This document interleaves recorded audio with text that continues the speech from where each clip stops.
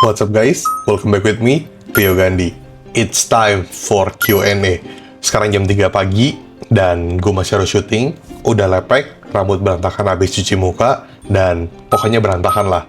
Tapi gue pengen jawabin pertanyaan-pertanyaan dari kalian. Dan Q&A kali ini, gue akan mengambil pertanyaan dari TikTok guys. So, jadi buat kalian yang belum follow TikTok gue, atau belum follow sosial media gue yang lainnya seperti Instagram, make sure kalian harus follow. Dan kalian juga boleh tanya-tanya di sana, karena kedepannya, baik lagi, gue akan lebih rutin untuk bikin video Q&A. Belum lama ini kan gue bikin video Q&A, dan gue rasa gue akan lebih rutin untuk jawabin pertanyaan kalian, karena pertanyaan kalian jadi semakin banyak. Jadi, ya gue akan buatin videonya buat kalian, dan gue sangat-sangat happy kalau misalnya kalian bertanya. Jadi buat kalian yang belum follow TikTok gue di Success of Course, atau mungkin di Instagram di RioGNDHI_, make sure kalian follow guys. So, gue akan mengambil 6 pertanyaan. Kenapa 6 kok? Karena gue suka angka 6, dan angka 6 menurut gue adalah angka keberuntungan gue. Sebenarnya angka keberuntungan gue ada 2, ada 4 dan 6. Tapi kalau 4 kedikitan ya, jadi gue ambil 6 deh. 6 pertanyaan yang akan gue jawab di video ini. Jadi, ya kalian dengerinnya sampai habis, karena mungkin aja ada hal-hal yang mungkin relate dengan kalian. Kita jawabin dari yang pertama, dari Madina 922. Bang, saya jualan produk skincare, bisa bantu ajarin iklan? Tidak. Gue nggak mau bantuin lu untuk iklan. Peace. Enggak lah guys, bercanda ya. Kalau misalnya kalian pengen belajar iklan, silahkan nonton video-video gue yang lain, karena gue banyak banget ngebahas soal iklan. Apalagi di sosial media gue, terutama TikTok. Gue banyak banget ngajarin kalian. Gue jawabin pertanyaan-pertanyaan kalian dari video-video yang udah gue buat. Kayak cara-cara iklan, cara ngitung iklan, dan sebagainya. Bahkan di YouTube juga kan gue banyak ngajarin kalian ya. Jadi, ya kalian browsing-browsing aja. Tapi, kalau misalnya kalian tanya soal skincare, jujur gue akan mengatakan skincare itu cukup berat untuk diiklanin. Bukannya tidak bisa ya, tapi cukup berat, apalagi buat skincare yang tokonya masih baru. Kenapa? Karena secara volume pancaran itu besar, dan beatnya itu tidak pasti guys. Saran dari gue untuk kalian pemain skincare, kalian harus kuat dari segi branding. Ketika kalian kuat dari segi branding, kayak misalnya pembuatan video konten, atau mungkin live, dan sebagainya, itu akan very helpful supaya iklan kalian jauh lebih works. Dan kalau misalnya kalian merasa, wah, aku belum punya tim yang banyak kok untuk membuat hal seperti itu, ya dimulai dengan kalian. Kalian kan ownernya, ya kalian buatlah video konten untuk nge-brandingin produk kalian. Karena skincare itu kan dipakai ke muka ya guys, dipakai ke wajah, atau mungkin perawatan rambut dan sebagainya. Intinya dipakai untuk ke badan kita. Dan itu adalah sesuatu yang sensitif, dan orang nggak sembarangan untuk percaya skincare. Ya, jadi menurut gua branding itu penting banget. Bangun awareness, bangun branding supaya orang lebih percaya dengan brand kamu. Nanti iklannya akan pelan-pelan akan mulai terbentuk dan bisa semakin baik. Tapi at least kalian harus tetap branding. Apalagi di awalnya itu wajib. Paul. So, jadi kalau misalnya kalian tanya metode awalnya gimana, ya gue bisa ajarin. Tapi kalau misalnya lu mau yang kayaknya, oh ini gimana kok datanya tidak ada dan sebagainya, ya tadi gue bilang, kalian butuh branding banget. Dan gue menganggap pertanyaan pertama ini adalah pembukaan, jadi gue tidak menghitung sebagai pertanyaan pertama. Kita akan masuk ke pertanyaan pertama. Dari M. Huang 94, kondisi market sekarang gimana kok? Ini pasti kamu kelahiran 94. Karena biasanya kalau username dan angka-angkanya adalah tahun kelahiran kamu kan.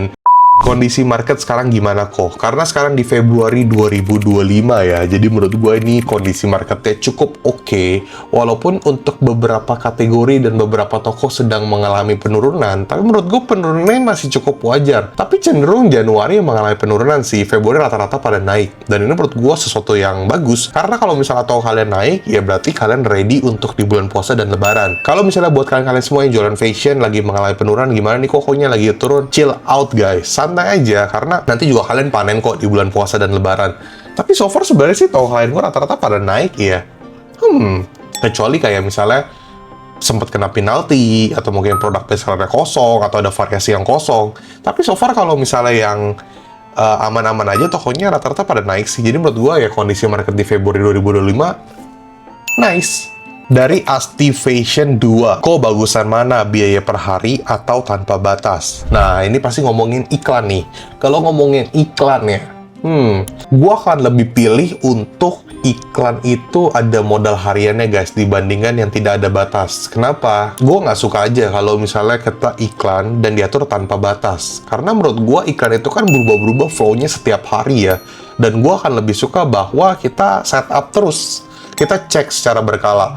Ada kalanya kita turunin, ada kalanya kita naikin, ada kalanya kita stabilin aja. Jadi menurut gua kalau kita langsung pasang tidak terbatas, agak bahaya karena ada momen-momen tertentu yang dimana kita terlalu ngepost iklan dan ini nggak baik bagi gua ya. Karena kan gue juga pengen organik dari produknya juga bertumbuh. Jadi kalau kita hold iklannya ya dia akan bermain dari segi organiknya. Jadi menurut gua ya gue nggak suka sih dan gue nggak pernah pasang tidak terbatas. Dulu pernah sih, cuman gue kayak merasa kayak kurang aja gitu. Jadi menurut gue kayak, ya udah, gue setup budget harian aja. Dan itu lebih oke sih menurut gue. Tapi balik lagi, terserah kalian mau jalanin iklan tuh kayak gimana. Mau pasang modal harian atau enggak. Atau mungkin mau atur periode waktu. Bebas, karena kan intinya toko-toko kalian punya hak dan setiap seller punya cara bermainnya masing-masing lah. Di sini gue hanya membantu menyampaikan dari POV, ya gue lakuinnya kayak gimana. Dari user 768 bla bla bla bla.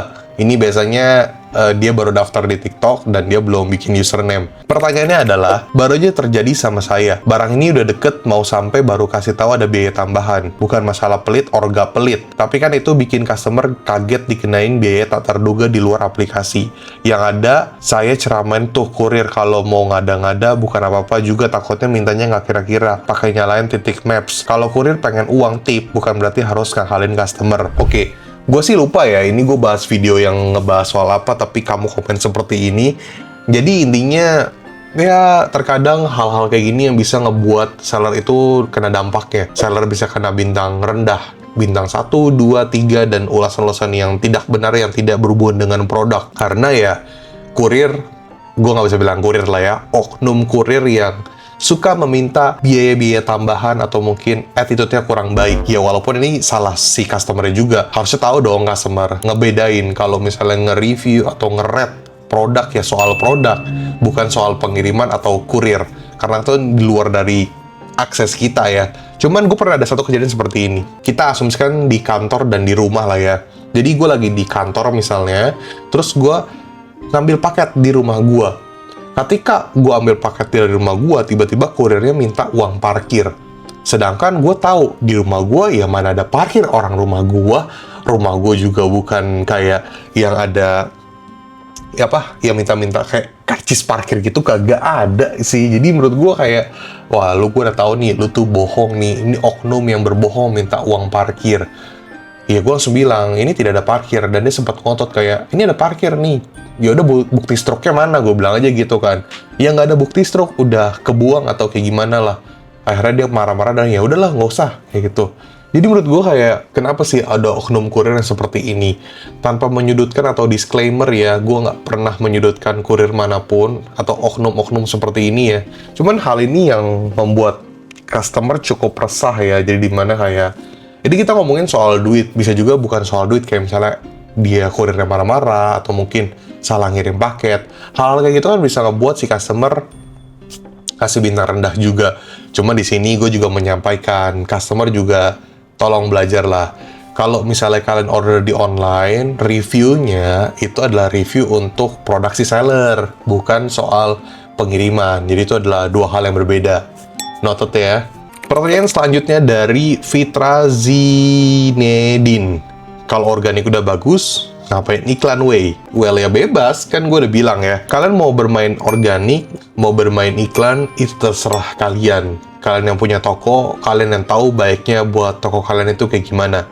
Cuman, sekali lagi gue bilang guys, iklan itu bertujuan untuk ngebuat orderan kalian lebih rame, bukan jadi terbebani. Brand gede mana yang nggak iklan? Semua brand gede, iklan kok kebanyakan. Ya karena mereka pengen jadi top of mind atau awareness biar customer selalu ingat, oh masih ada toko ini loh, atau oh produk ini lagi gue butuhkan. Nah jadi menurut gue, iklan itu bukan kayak lu terpaksa, bukan. Justru iklan itu ngebuat lu jadi lebih rame. Ya, jadi top of mind untuk ngebangun branding, untuk ngebangun awareness, ya supaya orang-orang jadi makin mau belanja.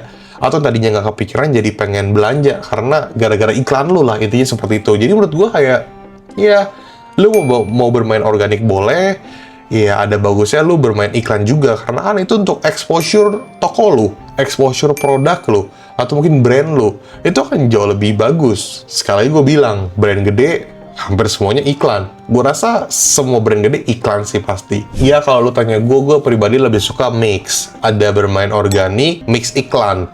Karena gue nggak full juga kayak, oh semuanya gue punya duit gue habisin buat iklan. Ya nggak gitu juga sih. Kita main juga lah organiknya. Jadi mix aja, ada iklan, ada organik. Kan akan jauh lebih bagus. Akhirnya dapat double exposure.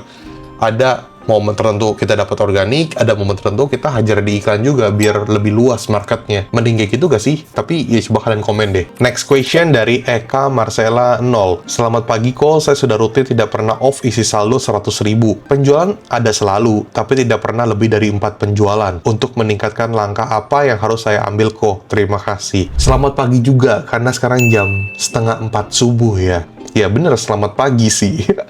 Jadi ya, pertama gue mau say thank you ya. Say thank you dulu buat diri kalian sendiri. Dan thank you juga lah buat diri kalian sendiri karena kalian sudah berani untuk iklan, guys. Itu menurut gue adalah sesuatu yang langkah awal yang cukup baik ya. Karena ketika kalian berani untuk iklan, apalagi buat toko yang baru ya, itu butuh keberanian. Karena kan kalian mengeluarkan duit, guys. Kalian tahu nih, kemungkinan besar boncos. Kalian berani untuk keluarin duit, kalian sisihkan uang pribadi kalian nih, kalian untuk iklan, dan ya kalian berani lah intinya. Saya thank you dulu lah buat diri kalian. Karena gue tau banget, nggak semua orang berani untuk iklan, nggak semua seller baru, bahkan seller gede pun banyak kok yang nge-hold untuk iklan. Tapi menurut gue ini sesuatu langkah yang menarik lah, dan bagus banget. Oke, sekarang kita masuk ke case kamu. Kalau misalnya kamu ordernya cuma dapat 4, itu sebenarnya it's okay guys. Karena dikit-dikit lama-lama menjadi bukit. Yang penting, saran dari gue adalah ketika kalian mendapatkan 4 orderan atau dapat penjualan dari produk-produk tersebut, kalian juga harus tahu, kalian itu udah bener belum iklanin produknya. Dalam artian, bukan setupan iklannya ya. Gue yakin kalian juga udah pada pinter lah kalau nge-setup iklan kayak gimana. Atau kalau misalnya kalian nggak ngerti, kalian bisa nonton video-video gue yang lain. Tapi produk yang kalian iklanin atau produk yang kalian mau push itu udah bener belum? Jangan sampai produk yang kalian boost ternyata adalah produk-produk yang tidak berpotensial bagus ke depannya. Jadi kan sayang, buang-buang budget iklan. Sebenarnya nggak sayang sih, tapi lebih tepatnya kurang tepat lah. Lebih baik kan kalian bisa nge-push produk yang memang udah kelihatan atau punya potensial bahwa dia akan punya masa waktu yang cukup panjang dan bisa berpotensi untuk bawa orderan dan traffic yang kenceng ke toko kalian. Jadi yang harus kalian pikirkan adalah produk itu dulu. Nanti lama-lama pasti jadi makin kenceng lah orderannya. Itu dulu aja. Next question dari Feria Arya 04. Kok toko saya terkena 2 penalti gara-gara keterlambatan pengiriman? Apakah nanti toko Star saya akan hilang atau tidak ya kok? Soalnya mau naik ke Star Plus. Emo sedih. Oke guys, jadi untuk kalian yang mau menuju Star Plus, congrats buat kalian semua ya guys. Dan untuk menjadi Star Plus sendiri, yang berarti kalian butuh mempertahankan status bed star kalian selama 24 minggu atau setara 6 bulan lah. Kurang lebih seperti itu guys. Jadi untuk mendapatkan Star Plus ya kalian harus mempertahankan bed star. Dan untuk mempertahankan bed star, kalian harus mengikuti persyaratan-persyaratan yang ada di marketplace Shopee. Terutama kalau ngomongin penalti, tidak boleh lebih dari 2 poin penalti. Jadi kalau misalnya kamu masih terkena 2 poin penalti, itu berarti masih aman. Yang terpenting kalian jaga aja, jangan sampai kena lebih dari 2. Kalau misalnya kena lebih dari 2, ya udah berarti star kalian akan dicabut. Dan kalau misalnya kalian tanya, Star Plus bagus gak sih kok? Ya bagus sih, karena kalian akan mendapatkan exposure lebih banyak, dan marketplace juga akan lebih trust sama toko kamu, dan juga kalian akan mendapatkan customer-customer yang memang mencari toko-toko yang Star Plus. Ya jadi kayak gitu. Oke guys, satu pertanyaan terakhir kali ya. Dari Mama Alvin Shop, ROAS bagusnya berapa kok? ROAS bagusnya berapa? Gue izinkan kalian untuk ngejawab deh guys. ROAS yang bagus di angka berapa? Coba kalian komen, menurut kalian ROAS tuh yang bagus di angka berapa sih? Dan kalau misalnya kalian bingung juga, kalian juga bisa cek di video-video gue sebelumnya. Gue lumayan sering untuk ngebahas hal ini, tapi silahkan kalian komen sebanyak-banyaknya. Dan kalau misalnya kalian tertarik juga untuk gue bahas lebih detail mengenai ROAS, kalian juga boleh komen, nanti gue akan buatin videonya mengenai ROAS. Dan tentunya lebih semangat daripada video ini. Ya maklum lah guys, sekarang udah mau jam 4 subuh guys. So guys, thank you so much buat kalian semua yang sudah bertanya, dan gue happy banget bisa ngejawabin pertanyaan-pertanyaan kalian. Dan tenang aja guys, gue nggak merasa terganggu, dan gue tidak merasa kayak oh ribet banget nih nanya-nanya. Enggak guys, justru gue happy banget kalau kalian bertanya. Gue suka banget membaca komentar-komentar kalian di sosial media gue. Makanya kalian komenlah sebanyak-banyaknya di YouTube gue, di TikTok gue, di Instagram gue, follow juga semuanya, biar kita jadi semakin dekat dan kita bisa saling interaksi. Anyway, gue lumayan hafal kok sama followers gue. Ya, suka komen, itu gue suka baca dan gue kadang hafal. Kayak, oh ini dia komen lagi nih, dia support, dan gue happy banget mengenai hal itu. So guys, thank you so much sudah menonton video ini sampai detik ini. Dan semoga kalian mendapatkan insight baru, experience baru. Dan sekali lagi gue ucapkan jangan lupa untuk like, comment, dan subscribe. Dan jangan lupa untuk nyalakan notifikasi, biar kalian tidak ketinggalan video terbaru dari channel YouTube Rio Gandhi. Dan gue minum dulu sebentar. Buat kalian semua yang pengen beli digital course gue, bisa ke link di bawah ini. Dan buat teman-teman di sini yang pengen pakai jasa konsultan gue, atau mungkin tokonya pengen gue cek, tokonya pengen gue handle, atau apapun itu, bisa hubungi nomor di bawah ini. Sekali lagi ucapkan terima kasih. Rio Gandhi, peace out.